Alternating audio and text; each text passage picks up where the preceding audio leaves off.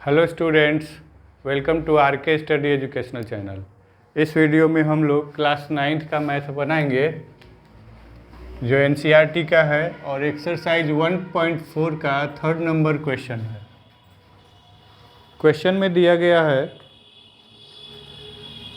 Recall pi is defined as the ratio of circumference से C of the circle to its diameter से D. याद कीजिए कि पाई को कैसे डिफाइन किया गया है। ये बताया गया है कि कैसे डिफाइन किया गया है।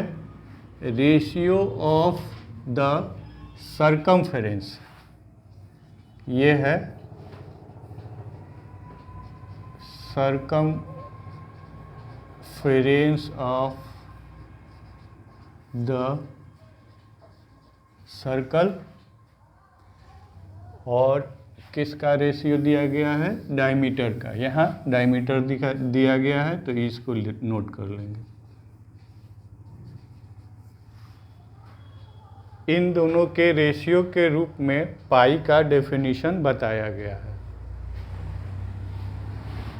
अब इसको और इन्हांस रूप में लिखेंगे तो कैसे लिख सकते हैं? That is pi is C by T. इसको सी माना गया है, यहाँ पर लिखा है से सी, और इसको डी माना गया है। तो इस तरह से हम लोग इसको pi equal to C by D note कर लेंगे। This seems to a contradict the fact that pi is irrational. क्या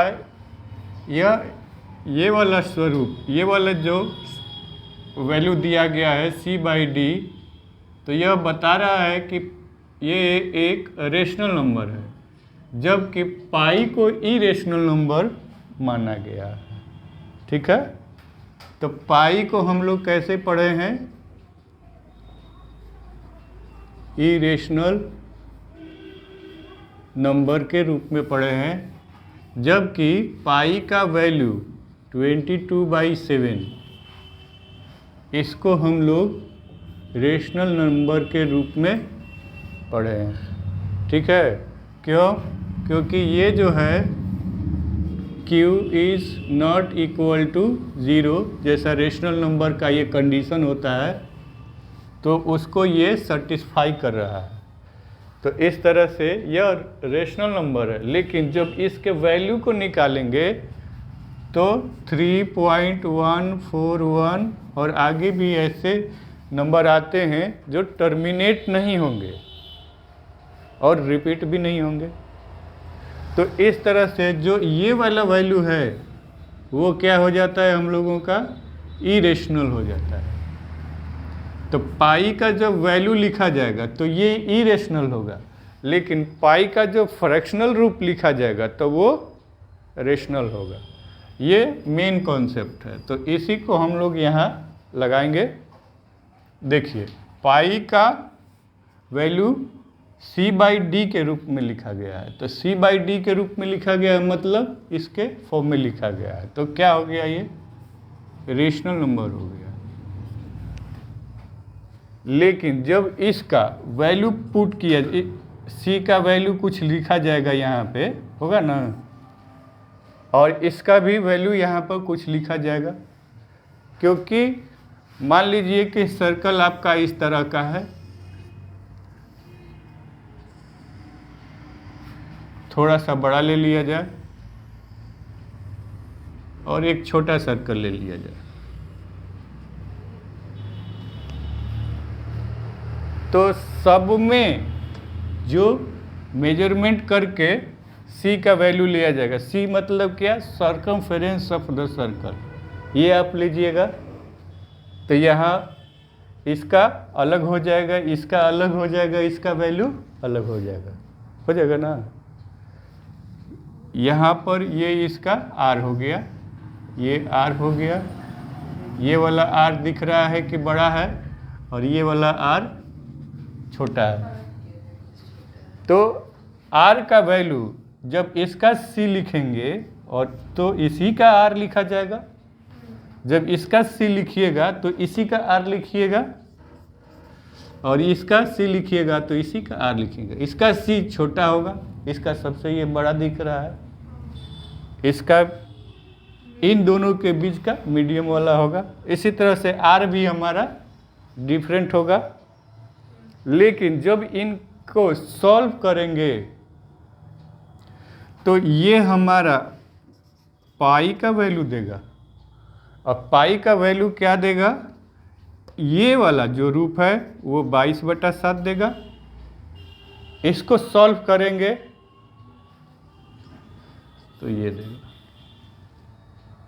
मान लीजिए कि ये डायरेक्टली हम लोग इसको निकाल लें, जैसे ये पाई है, ये वाला डिजिट आ गया, सर्कमफेरेंस ऑफ द सर्कल का वैल्यू हम लोग सीधा देखिए, एक सर्कमफेरेंस का फॉर्मूला ना लगाते हुए, मान लीजिए कि इसको हम लोग एकदम फार्मूला भूल गए तो इसको मेज़र कर दिए। धागा यहाँ रखिए और धागे से या कोई अन्य आपके पास सेपरेटर्स है तो इसको मेजर कर लीजिए, पूरा यहाँ से लेके पूरा यह गोल घुमा के यहाँ तक, यहाँ से स्टार्ट करते हुए यहीं पहुँच जाएंगे। इसको मेजर कर लिए ना, तो कोई ना कोई वैल्यू आएगा, कोई ना कोई वैल्यू रखेंगे। तो यहाँ आप रखेंगे या तो पूरा रहेगा या फिर थोड़ा सा डेसिमल में पार्ट उसका रहेगा, ठीक है। अच्छा, अब इसको भी आप मेजर करेंगे। C क्या है, C ले लिए, और ये R नहीं, ये D था, ये D लेना है तो 2R लिखना होगा, इसको D था, यहाँ पर ये D था, ठीक। जब D लेंगे तो आपका ये 2R हो गया, इधर भी R इधर भी R, तो आपका 2R हो गया। 2R भी मेजर कर लीजिए वही धागे से, स्केल पर अपना उस धागे को रख के उसका साइज निकाल लीजिए, और जब यहाँ पर इसका वैल्यू रखेंगे तो स्वरूप तो इसका P/Q का होगा, लेकिन जब डेसिमल टर्म में लाएंगे तो वो इरेशनल वैल्यू देगा, ठीक। तो फाइनली हमको क्या कहना है कि हमारे क्वेश्चन में दिया है कि पाई इज इरेशनल। पाई इरेशनल होता है जबकि ये वाला फॉर्म ये इस तरह का बताया है। तो हम लोग यही लिखेंगे, ये तो समझने के लिए होगा। स्टेटमेंट क्या लिखेंगे, C और D दोनों को जब मेजर करके लिखा जाएगा तो ये एक पार्टिकुलर वैल्यू देगा, तो ये कुछ वैल्यू देगा, ये भी वैल्यू देगा, ये जीरो नहीं होगा, D हमारा जीरो नहीं होगा। तो इसका मतलब क्या है कि ये वाला स्वरूप इसका रेशनल नंबर का होगा। लेकिन जब इसके वैल्यू को हम लोग निकाल देंगे, मेजर डिवाइड करके जब हम लोग डेसिमल टर्म में निकालेंगे तो वो इरेशनल में होगा। तो ये वाला तो अभी स्टेप है बाबू, जब फाइनली आप लिखिएगा तो इसका यहाँ डेसिमल लगा के यहाँ पर कोई डिजिट होगा और इसके बाद आपके डिजिट इधर होंगे, तो ये इरेशनल का होगा। पार्टिकुलरली हम ये डिसाइड नहीं कर सकते कि C और D में से कौन सा इरेशनल होगा, क्योंकि धागे से जब इसको मेजर करिएगा तो कोई साइज दे देगा डेसिमल का या फिर नेचुरल नंबर का कोई साइज दे देगा, तो ये तो इरेशनल होगा नहीं, ना ही ये इरेशनल होगा। लेकिन इनका डिवीज़न इरेशनल नंबर जरूर हो जाए। तो यही तो हमें बताना था कि पाई हमारा इरेशनल नंबर है, क्योंकि इसका स्वरूप C/D के रूप में बताया गया है इस कंडीशन के हिसाब से। क्या, circumference of the circle divided by the diameter of the circle, ठीक है। तो नेक्स्ट वीडियो में हम लोग नेक्स्ट क्वेश्चन करते हैं। हमारे साथ बने रहिए, मैं आपके क्वेश्चन अपलोड करते रहूँगा। Thank you for watching the video.